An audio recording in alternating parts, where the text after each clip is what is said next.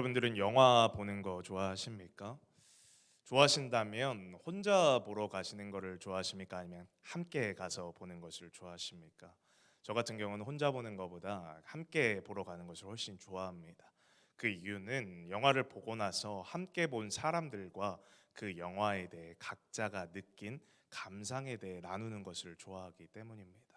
그렇게 영화에 대한 감상평을 나누다 보면 항상 느끼는 감정이 하나 있는데요. 그것은 바로 어떻게 똑같은 영화를 보는데 이렇게 사람마다 느끼는 것이 다를까라는 감정입니다. 특별히 그 중에서도 제가 늘 신기하게 생각했던 부분은 사람마다 집중해서 보는 포인트들이 다 다르다는 점입니다. 저는 크게 신경 쓰지 않았던 부분인데 어떤 사람에게는 그 부분이 이 영화에서 가장 울림이 있었던 부분이고, 반대로 나에게는 가장 크게 와닿았던 장면인데 어떤 사람에게는 기억도 나지 않는 장면인 경우들이 있으니까요. 즉 같은 것을 보더라도 누가 무엇을 집중하여 보느냐에 따라 그 이야기를 통해 받는 감정과 교훈이 달라진다는 것입니다. 오늘 본문 이야기가 역시 이렇습니다. 아마 본문을 읽으시면서 많은 분들이 이러한 생각을 하셨을 것 같아요. 아, 오늘 또 밧세바 이야기를 하시는구나라고 생각하면서 이 이야기를 통해 본인이 가장 주의 깊게 생각했던 부분들과 그에 따른 교훈을 떠올리셨을 겁니다. 그런데 앞서 언급한 대로 오늘 말씀을 통해서는 제가 이 이야기를 통해 제가 가장 크게 와닿았던 장면들을 여러분들과 함께 나누면서 은혜를 받고자 합니다. 마치 여러분과 함께 영화를 보고 나서 제가 마음에 가장 와닿았던 부분을 영화의 감상평으로 나누며 이야기하듯이 말이죠. 그렇게 이 시간 말씀을 통하여 이러한 나눔을 가질 때 하나님께서 주시는 은혜와 깊은 깨달음이 있는 시간이 되시기를 소망합니다. 오늘 본문은 우리가 너무나 잘 알고 있는 다윗과 밧세바 이야기의 최종 결론에 속하는 부분입니다.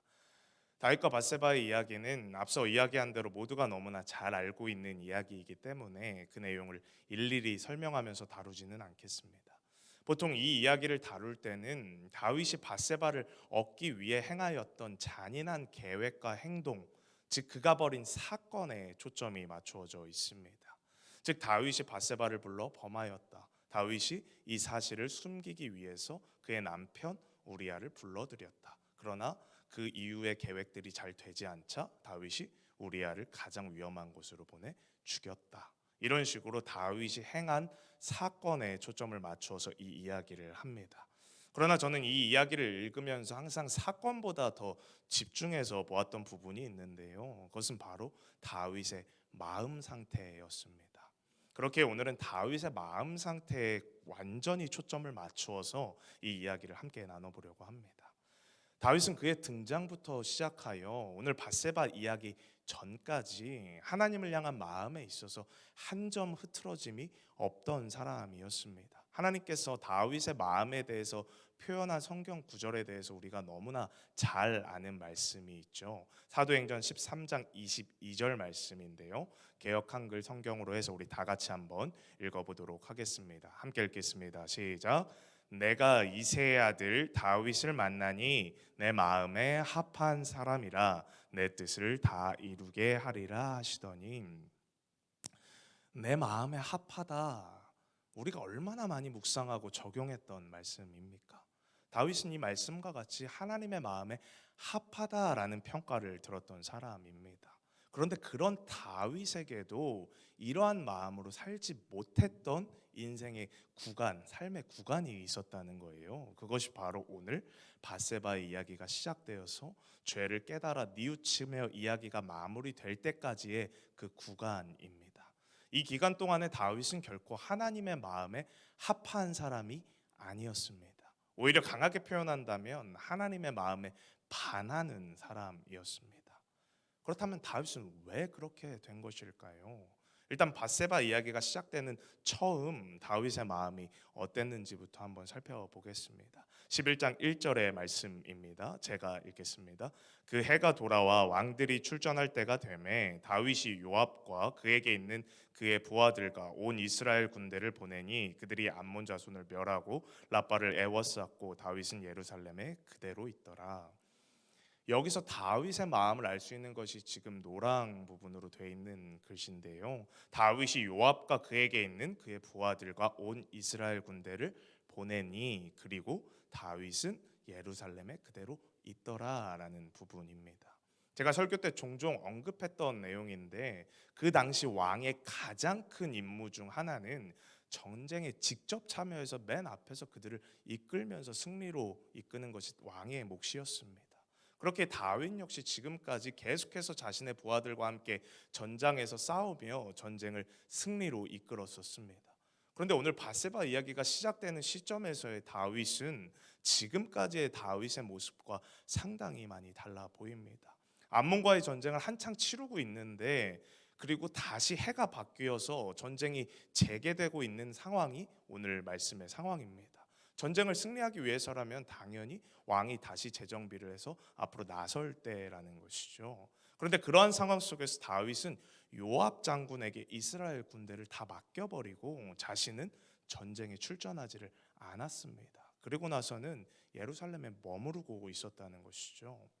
왜 그랬을까요? 그 이유는 아주 간단합니다. 다윗의 권력이 이제 완전히 정점에 이른 때였기 때문입니다.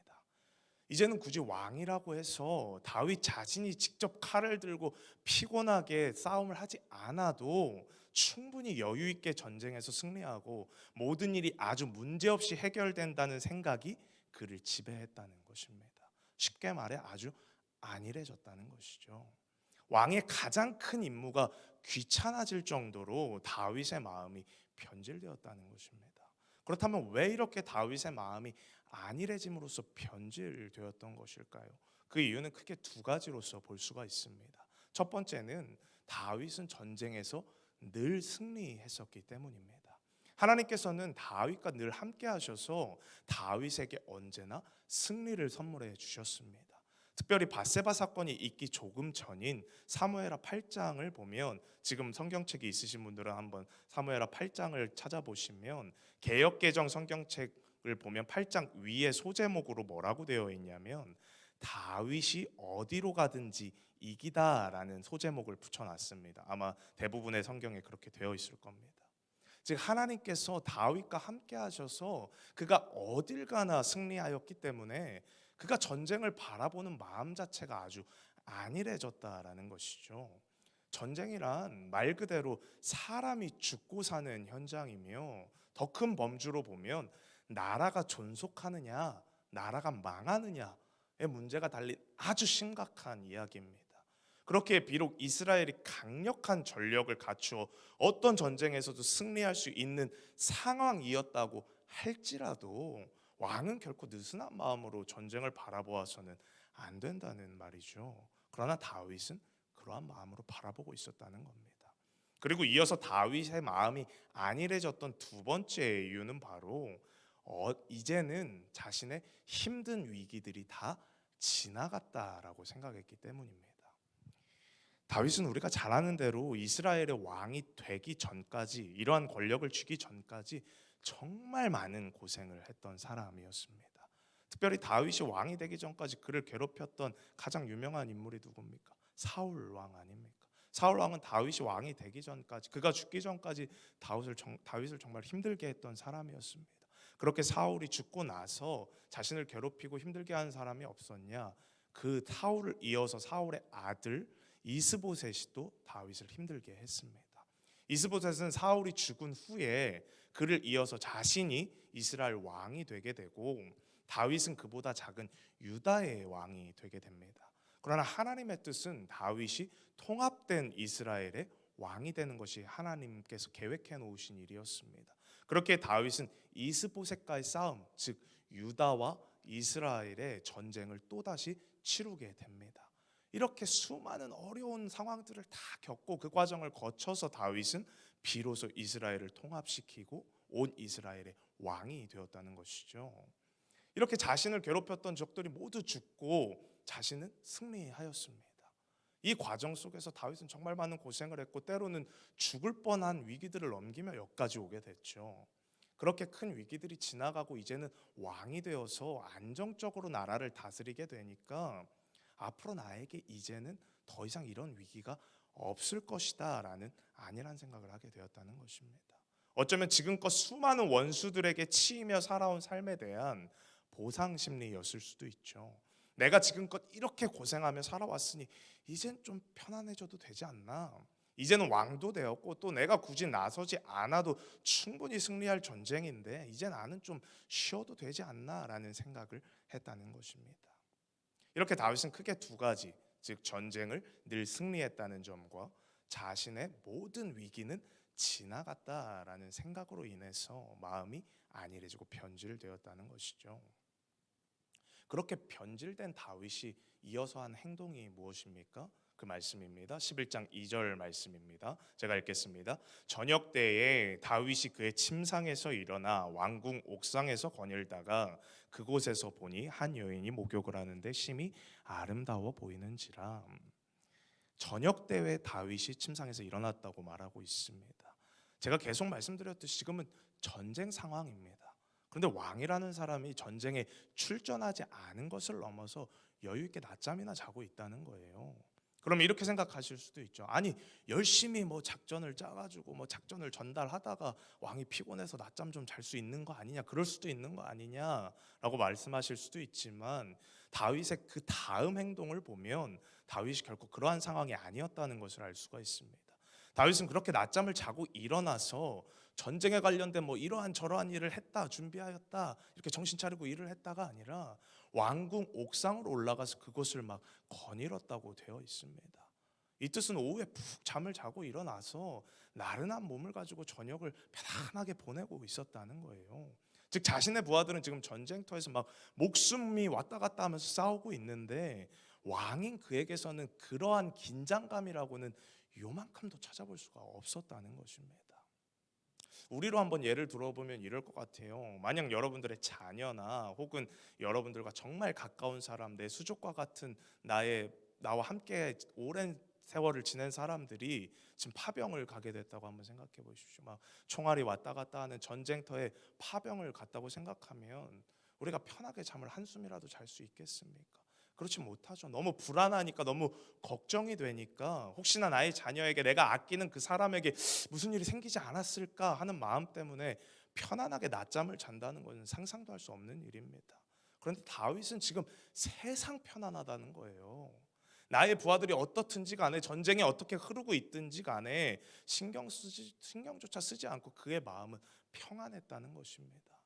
그런데 여기서 무서운 점이 있어요. 무서운 것이 무엇이냐면 그가 지금 누리고 있는 평안은 하나님이 주시는 평안이 아니라는 점입니다.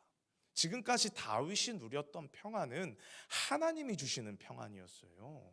즉 하나님이 함께하여 주심으로 언제나 승리케 하여 주신다는 확신에 따른 평안이었다는 것입니다.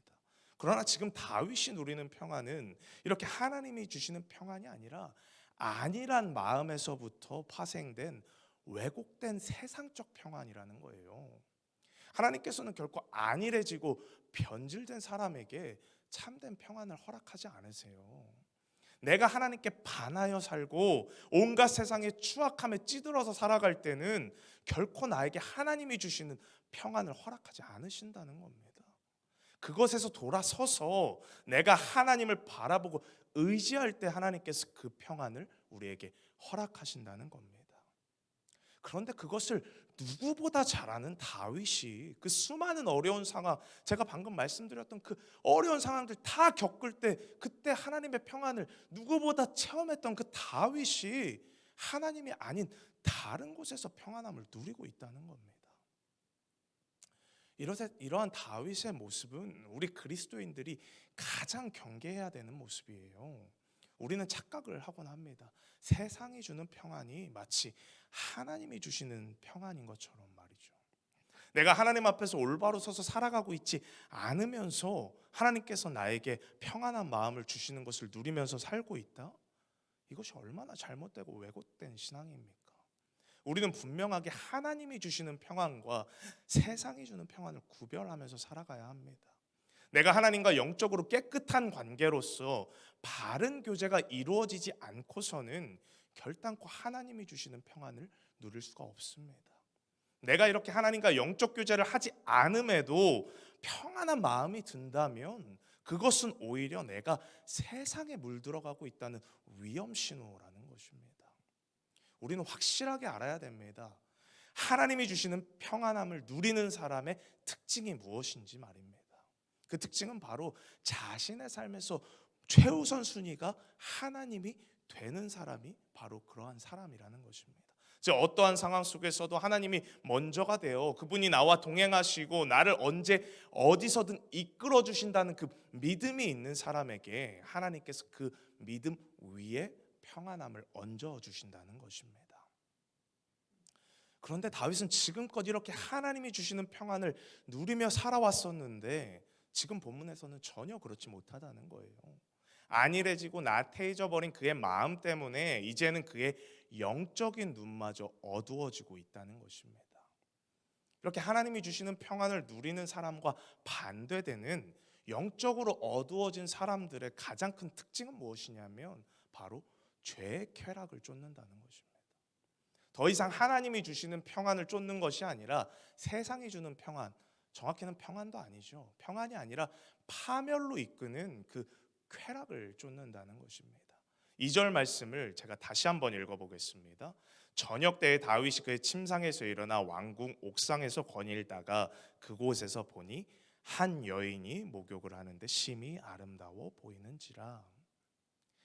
안일해진 마음과 영적으로 탁해진 그의 눈에 보인 것은 한 여인이 목욕을 하는 모습이었습니다.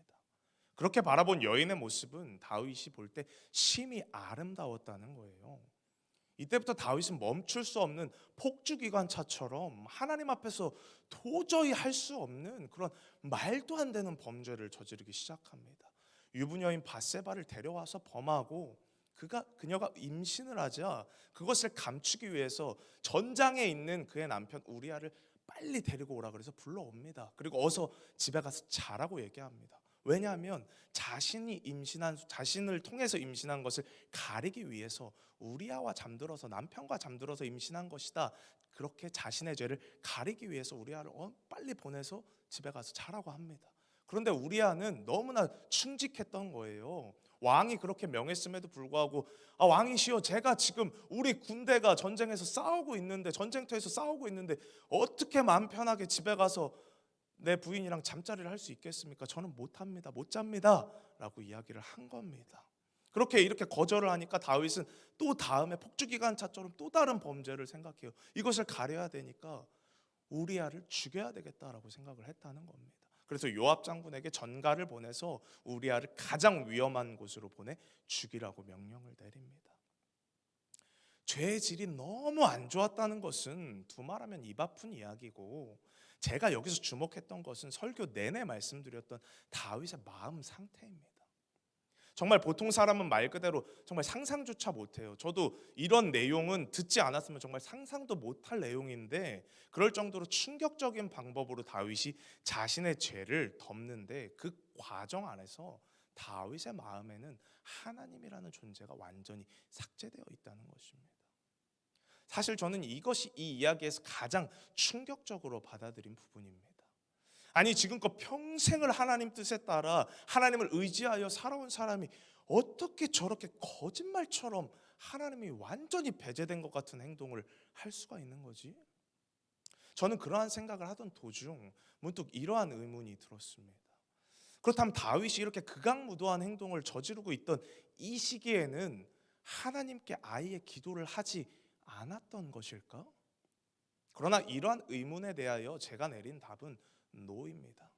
즉 다윗은 여느 때와 같이 분명히 기도를 했을 거라는 겁니다. 물론 그 빈도나 시간이 줄었을지는 모르지만 결코 아예 기도를 하지 않지는 않았을 거라는 겁니다. 그 증거가 성경에 있습니다. 모든 사건이 일어나고 난 다음에 그것이 정리된 듯 보일 때쯤 나단 선지자가, 오늘 본문 말씀이죠, 나단 선지자가 다윗을 찾아와서 비유를 통해 다윗의 죄를 질책할 때 자신에 관한 비유인지도 모르고 그 비유 속 잘못한 사람을 막 심판하라고 다윗이 버럭 화를 내는데요.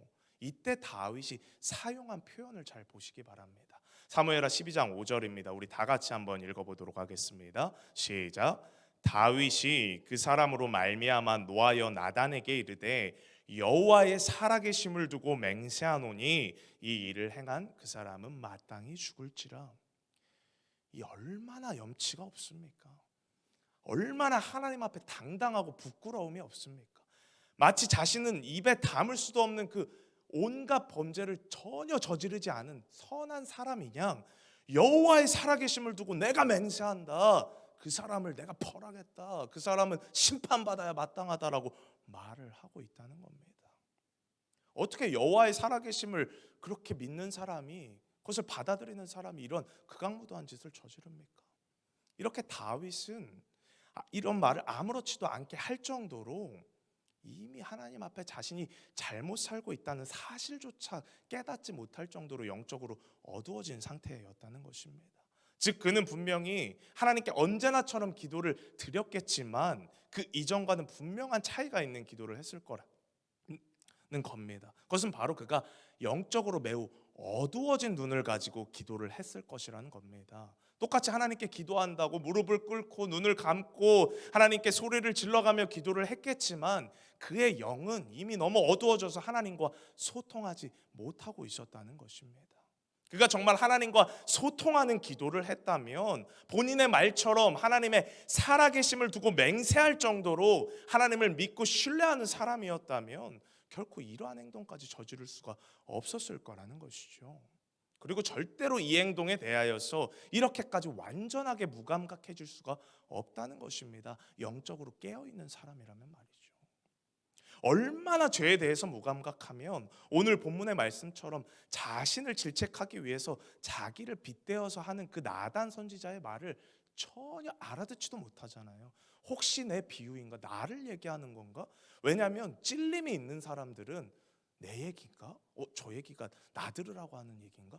그 정도라도 한다는 거예요. 근데 다윗은 그만큼의 일말의 신앙적 양심조차 지금 잃어버린 상태라는 것입니다.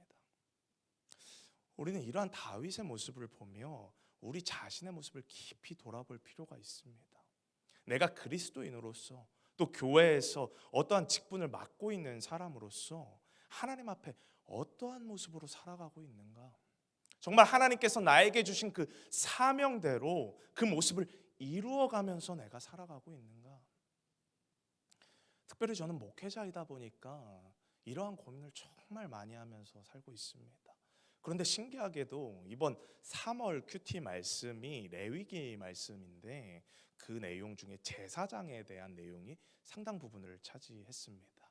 제사장의 직무 및 역할, 그거에 따른 무거운 책임 등 제사장을 주제로 한 큐티 말씀이 무려 8일이나 연속이 되어 있었습니다.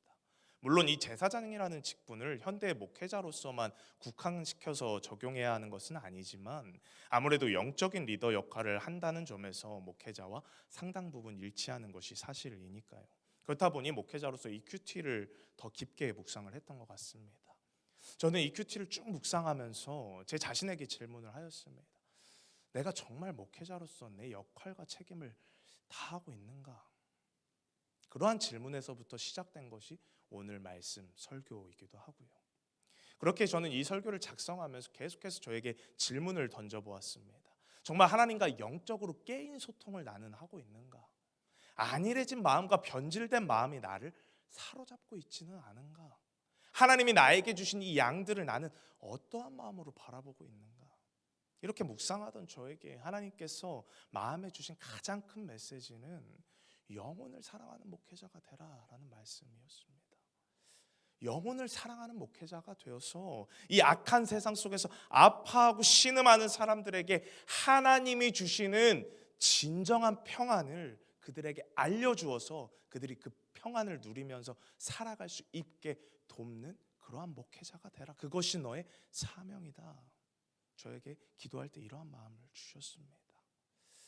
이렇게 하나님께서 저에게 이러한 마음을 주셨던 것처럼 오늘 본문의 다윗에게도 하나님께서는 말씀하십니다. 그러나 혼자 깨달을 수 없을 정도로 영적으로 너무 어두워졌던 다윗이었기에 그를 바로 세우고자 하나님께서는 나단 선지자를 통해 그에게 말씀을 하신 것입니다. 앞서 이야기했듯이 다윗 자신이 저지른 악행에 대하여 나단이 비유로 이야기하자 그것을 못 알아듣고 오히려 여호와의 살아계심을 두고 맹세하고 내가 그 사람을 용서하지 않겠다라고 말한 다윗에게 나단은 큰 소리를 치면서 이렇게 이야기를 합니다. 사무엘하 12장 7에서 12절 말씀인데요, 제가 이것은 읽어드리도록 하겠습니다. 나단이 다윗에게 이르되 당신이 그 사람이라 이스라엘의 하나님 여호와께서 이와 같이 이르시기를 내가 너를 이스라엘 왕으로 기름 붓기 위하여 너를 사울의 손에서 구원하고 내 주인의 집을 내게 주고 내 주인의 아내들을 내 품에 두고 이스라엘과 유다 족속을 내게 맡겼느니라. 만일 그것이 부족하였을 것 같으면 내가 내게 이것저것을 더 주었으리라. 그러한데 어찌하여 너가 여호와의 말씀을 업신여기고 나 보기에 악을 행하였느냐? 내가 칼로 햇사람 우리아를 치되 암몬 자손의 칼로 죽이고 그의 아내를 빼앗아 내 아내로 삼았도다. 이제 내가 나를 업신여기고 햇사람 우리아의 아내를 빼앗아 내 아내로 삼았은즉 칼이 네 집에서 영원토록 떠나지 아니하리라 하셨고, 여호와께서 또 이와 같이 이르시기를 보라 내가 너와 내 집에 재앙을 일으키고 내가 내 눈앞에서 내 아내를 빼앗아 내 이웃들에게 주리니 그 사람들이 내 아내들과 더불어 백주에 동침하리라. 너는 은밀히 행하였으나 나는 온 이스라엘 앞에서 백주의 이 일을 행하리라 하셨나이다 하니, 다윗에게 있어서는 모든 일이 은밀하게 이루어졌고 다 지나간 일이라고 생각될 즈음에 하나님께서 나단을 통해서 분명하게 말씀을 하셨다는 겁니다. 네가 저지른 그 일에 대하여서 나 하나님은 분명하게 알고 있다. 그렇기에 나의 말씀을 업신여기고 내가 보기에 악한 일을 행한 다윗 너에게 심판을 내릴 것이다. 그리고 지금 나단이 선포한 하나님의 말씀 그대로 이 모든 일들이 실제로 다윗에게 일어나게 됩니다. 저는 특히 12절의 말씀 너는 은밀하게 행하였으나 라는 말씀이 얼마나 마음에 박히는지 모릅니다. 다윗이 이 모든 일이 다윗은 은밀하게 끝났다고 생각하고 있었어요. 안일해진 마음속에서 이 일은 이미 정리된 일이었다는 겁니다. 그러나 하나님의 살아계심을 믿고 그분이 늘 나와 함께 하신다는 것을 진정으로 믿는 사람에게는 결코 하나님 앞에 은밀하게 행한다라는 말은 있을 수가 없다는 것입니다. 그러나 영적으로 눈이 어두워진 다윗은 은밀하게 모든 일이 끝났다고 생각한 것입니다. 그런데 오늘 다윗의 이 상황과 매우 비슷한 성적인 유혹 상황에 처했던 인물이 하나 더 있습니다. 우리가 잘 알고 있는 요셉입니다. 요셉의 반응은 어떠했습니까? 사실 따지고 보면 은밀하게 죄를 짓기는 요셉이 더 좋은 상황이었습니다. 다윗처럼 막 누구를 시켜서 이렇게 해라 저렇게 해라 막 전가를 보내야 되고 죄를 감추기 위해 이렇게 저렇게 많은 사람을 이용했어야 되는데 요셉은 그런 상황도 아니었거든요. 자신을 유혹하는 보디발 아내와 둘만 입을 맞추어서 조용히 했으면 아무도 모르게 은밀하게 죄를 지을 수 있었습니다. 그러나 요셉의 마음은 영적으로 매우 바르게 서 있었기 때문에 유혹하는 그 아내에게 내가 어떻게 하나님 앞에서 그러한 죄를 저지를 수 있겠느냐 라고 대답을 하게 만들었다는 겁니다. 그렇게 결코 그분께 죄를 짓는 길을 선택하지 않고 다윗과 반대로 그 죄악의 유혹을 완전히 요셉은 뿌리칠 수 있었다는 것입니다. 오늘 말씀을 총 정리하고자 합니다. 제가 설교 서두에 말씀드렸듯이 모두가 한 영화를 보아도 각자 다른 포인트를 가지고 보는 것처럼 오늘 본문의 밧세바 이야기 역시도 다양한 면으로 바라볼 수 있다고 하였습니다. 오늘은 그 다양한 면들 중에서 특별히 제가 가장 포인트로 느꼈던 다윗의 마음이라는 부분을 함께 살펴보면서 오늘 나눴습니다. 다윗은 하나님의 마음에 합한 사람이라는 표현을 들은 성경의 유일한 인물이었습니다. 그런데 그러한 다윗조차도 상황과 환경에 따라 그 마음이 안일해지고 변질되어 버리니까 하나님 앞에서 정말 있을 수 없는 끔찍한 죄악을 짓고 그 죄악을 저질렀는지도 모르고 살아갔습니다. 저는 오늘 다윗의 모습을 통해 우리 자신의 모습을 돌아보며 그것을 가지고 오늘 밤 간절히 기도하기를 원합니다. 그렇게 오늘 제가 여러분들과 같이 기도하고 싶은 제목은 바로 회개 기도입니다. 요새 한국 교회가 잃어버린 것 중 가장 소중한 것, 가장 잃어버려선 안 되는 것이 무엇이냐라고 저는 생각을 했던 게 바로 이 회개입니다. 우리 인간은 끊임없이 죄악 속에서 살아가며 죄를 반복해서 짓는 존재이기 때문에 나의 몸과 마음을 하나님 앞에 씻어내는 회개는 모든 그리스도인들에게 필수 중에 필수적인 요소입니다. 그럼에도 불구하고 수많은 한국 교회와 수많은 그리스도인들이 회개 기도를 잃어버렸다는 거예요. 정말 간절하게 주님 앞에 무릎 꿇고 부르짖으며 나의 죄를 자복하는 그 회개 기도가 너무나 많이 상실되어 버렸다는 것입니다. 그러나 이러한 온전한 회개가 있지 않고서는 결코 하나님과의 올바른 관계도, 그분과의 정결한 교제도 이루어질 수가 없다는 것입니다. 그렇게 오늘 이 기도 제목을 두고 함께 간절히 기도하기를, 또 회개하기를 원합니다. 하나님 앞에 살아가는 우리의 모습이 오늘 다윗의 모습과 크게 다르지 않음을 고백합니다. 내가 하나님 앞에서 올바르지 못한 행동들로, 또 올바르지 못한 생각들로 살아가면서 아무도 모르겠지, 누구도 모르겠지 하는 이 은밀한 생각을 가지고 살아갑니다. 아니, 그것을 넘어서 그보다 더 심각한 것은 나의 죄가 무엇인지 자각하지도 못하고 살아갈 때가 많습니다. 나는 하나님 앞에 잘못한 거 없어. 나는 하나님 앞에 이 정도면 충분히 충성하고 있어. 충분히 바르게 살고 있어. 이러한 안일한 마음을 가지고 하나님을 믿고 있습니다. 그러나 이 시간 나의 이러한 모든 모습들을 하나님 앞에 내려놓고 철저하게 회개하기를 소망합니다. 보소서 주님, 나의 마음을 선한 것이 하나도 없습니다. 그러나 내 모든 것을 주께 드릴 때 주님께서 나를 새롭게 하여 주실 것을 이 시간 믿습니다.